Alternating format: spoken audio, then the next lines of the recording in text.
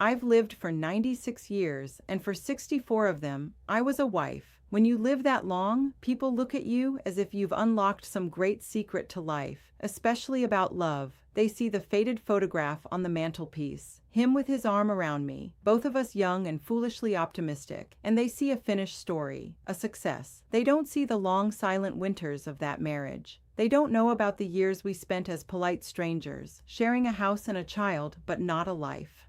The most dangerous lie we tell young people is that their job is to find the right person.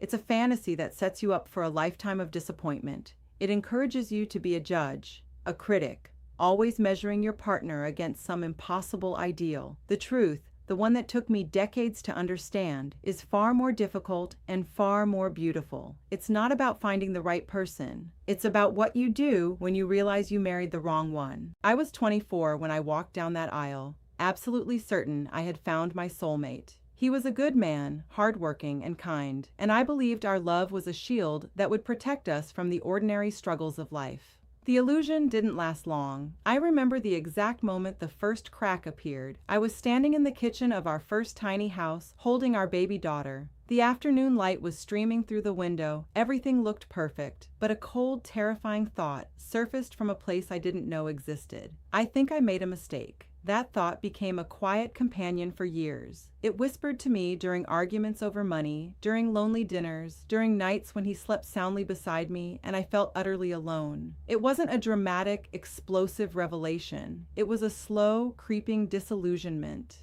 And it's the beginning of the only love story that actually matters, the one that starts after the fairy tale ends.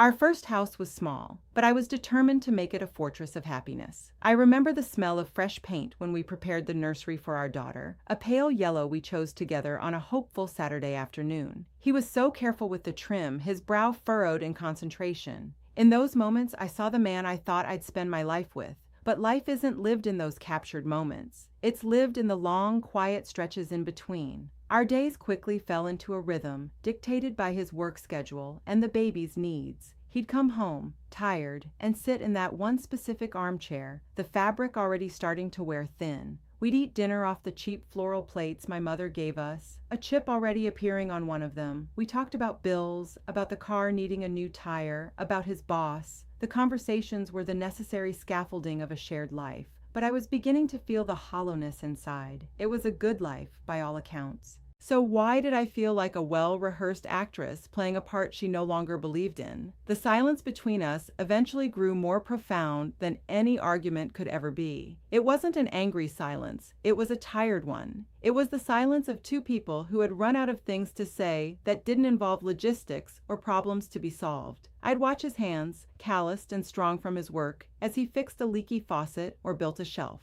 They were good hands, capable hands that provided for us. But when they held mine, they felt distant, as if we were just performing a gesture we had learned was expected of a husband and wife. The cultural script I had swallowed whole told me that love should feel like a constant, warm hum in the background of your life. Mine felt like a series of disconnected tasks. I was a good wife, a good mother. He was a good husband, a good provider. We were checking all the boxes, building a life that looked perfectly right from the outside. But inside, I felt a deep, gnawing loneliness. The kind that only comes when you are lying next to someone who feels a million miles away. I was beginning to suspect that being good wasn't the same as being right. The breaking point didn't come with a thunderclap. It arrived on a Tuesday in an unassuming manila envelope. For years, our life had been a carefully managed equilibrium of silence. We orbited each other, performing our roles with a quiet efficiency that could be mistaken for peace. He would read the paper in his armchair. I would mend our daughter's clothes, the rhythmic pull of the needle a metronome for our unspoken resentments.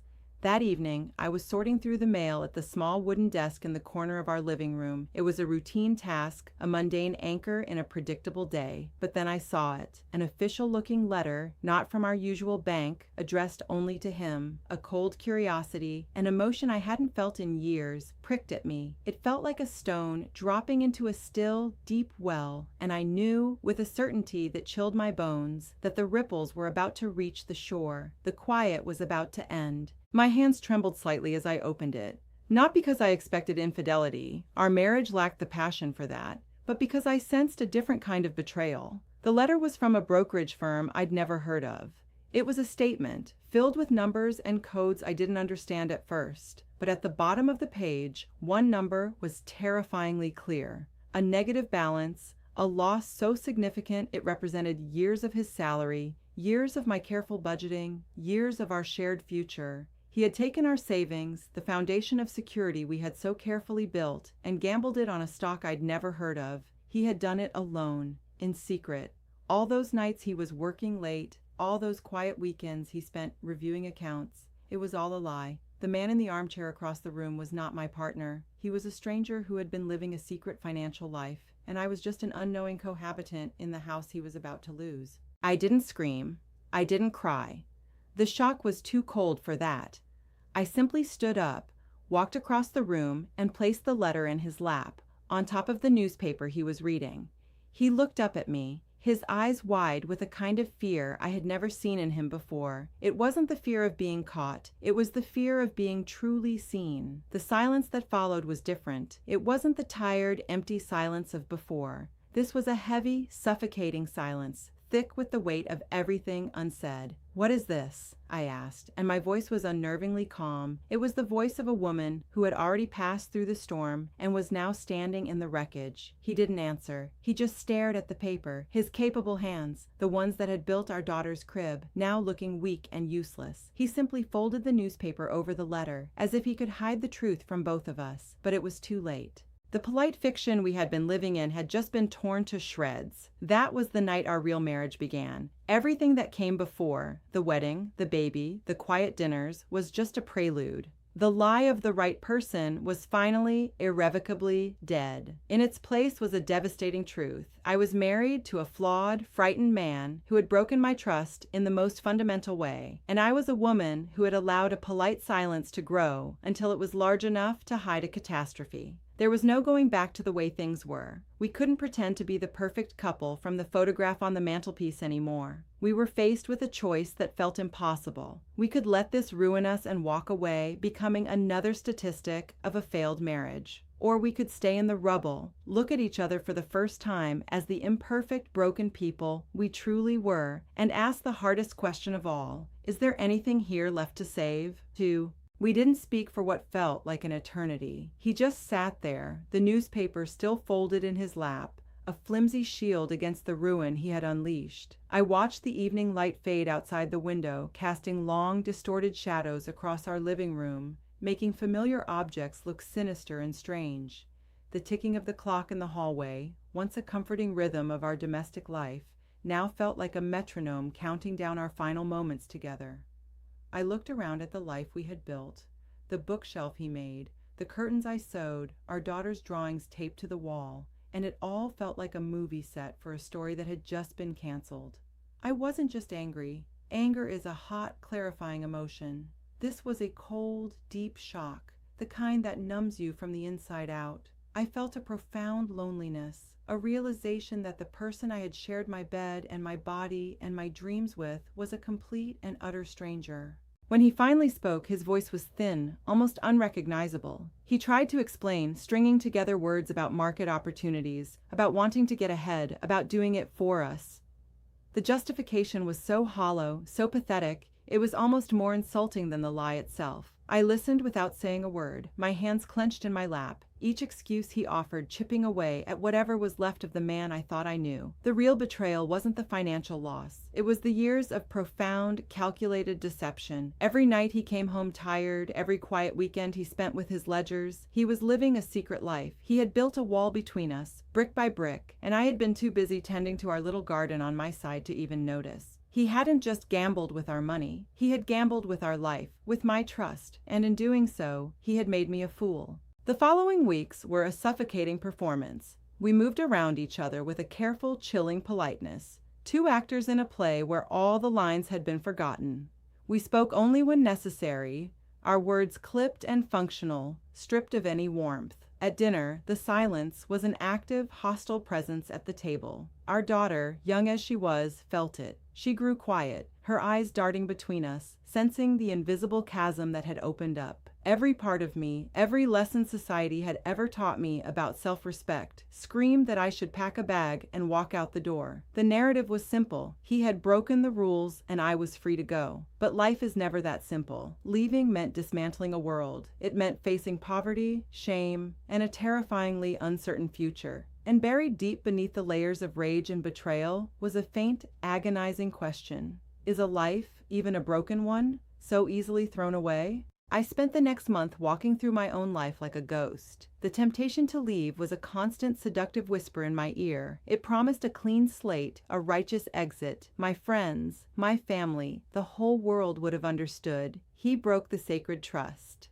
I was the wronged party, free to walk away with my dignity intact. I imagined packing a suitcase, taking our daughter by the hand, and never looking back. I played the scene over and over in my mind. A short film where I was the hero of my own story. But every time I reached the end of that fantasy, I was met with a cold, hollow reality. A life is not a house you can just abandon. It's a tangled root system, and pulling one tree out means ripping the entire ground apart. Leaving wasn't just about him and me. It was about our child, our home, the shared history, good and bad, that you can't just throw in a box and label mistake. It was a life, and I was beginning to wonder if a broken life was still worth more than no life at all. The turning point, when it came, wasn't a grand gesture of apology from him. He was too broken for that. It was a Tuesday night, just like the one when I found the letter. I was standing in the hallway, unseen, and he was trying to read our daughter a bedtime story. His voice, usually so steady, was thin and brittle. He kept stumbling over the words, his big, capable hands fumbling with the pages of the worn-out picture book. And in that moment, I saw him. Not as the liar, not as the man who had ruined us, but as a father, terrified and ashamed, trying to hold on to the one piece of his life that still felt pure. He was a man drowning in his own failure. The armor of my righteous anger, which had protected me for weeks, suddenly felt heavy and useless. For the first time, I didn't see a monster. I saw a deeply flawed, frightened person who had made a terrible, human mistake, and a small, unwelcome crack appeared in the wall I had built around my heart. That night, lying awake in our silent bedroom, the most uncomfortable and liberating truth of my life finally landed. The man I had married at 24, the idealized, hopeful young man from the photograph, was gone. He hadn't just made a mistake. He had ceased to exist years ago, eroded by time, pressure, and his own secret fears. But then a second, more difficult truth followed close behind. The 24-year-old woman he married was gone, too. I wasn't that naive girl anymore. I was harder, more tired, and complicit in the silence that had allowed this rot to grow. We were two strangers, living in the ruins of a life built by younger, more foolish versions of ourselves. The myth of the right person finally burned away completely. It was never about finding a perfect, finished product. The real question, the only one that mattered, was staring me in the face. Could I choose to love the broken man he had become? Could we, together, build something new and true from this wreckage? I got out of bed, my feet cold on the wooden floor. He was in the living room, sitting in his armchair in the dark, a silhouette of shame. In all the weeks since, I had avoided him, moving around him as if he were a piece of furniture. But this time, I walked across the room and sat in the chair opposite him. I didn't say a word at first. I just sat there, letting the silence be filled not with anger, but with a new, fragile possibility. The act of staying, of choosing to sit in that chair, was the hardest thing I had ever done. After a long moment, I looked at him, really looked at him, and spoke. My voice was quiet, but it was my own. "We need to talk," I said. "Not about the money. Not yet. We need to talk about who we are now." It wasn't forgiveness. It wasn't a promise that everything would be okay. It was simply the beginning, the first day of our real marriage. That first conversation was the ugliest, most honest thing that had ever happened between us. There were no grand apologies, no tearful embraces. It was just two people sitting in the dark, dismantling the lie they had lived for years. For the first time, he didn't try to be the strong, silent provider. He talked about the pressure, the fear of not being enough, the quiet desperation that led him to make such a reckless bet on our future. And for the first time, I didn't try to be the patient, understanding wife. I talked about the loneliness, the feeling of being invisible, the years I had spent mistaking his silence for strength, when it was really just absence. We laid all our broken pieces on the table between us. It wasn't about forgiveness, it was about inventory. We were looking at the raw materials we had left and asking if anything could be built from them. It was the end of our first marriage and the terrifying, uncertain beginning of our second. The work that followed was slow and unglamorous. It wasn't a single event. It was 1,000 small, conscious decisions. It was him choosing to come home and talk to me, even when he was ashamed. It was me choosing to listen, even when my anger was still a hot coal in my chest. We started taking walks after dinner, not saying much at first, just relearning how to exist in the same space without the old, suffocating silence. He started fixing things around the house again, not as a duty, but as a quiet act of service, a way of rebuilding the physical world he had almost shattered. I started sharing my thoughts with him, the small, mundane ones at first, then the deeper fears. We were like two people learning to walk again after a terrible accident. The steps were clumsy, painful, and uncertain, but for the first time in years, we were moving in the same direction, not just orbiting each other in separate, lonely paths. Looking back from the vantage point of 96 years, I can see the brutal, beautiful truth of it all. That catastrophic mistake didn't destroy our marriage. It saved it. It burned down the flimsy structure we had built on a foundation of youthful fantasy and cultural expectation. The fire forced us to see what was real. The man I had married at 24 was gone, and the woman he married was gone too. In their place were two flawed, frightened, but finally honest adults. We had to build a new life, not on the promise of perfection, but on the shared reality of our imperfections. Our love story wasn't written in the easy, sunlit days of our youth.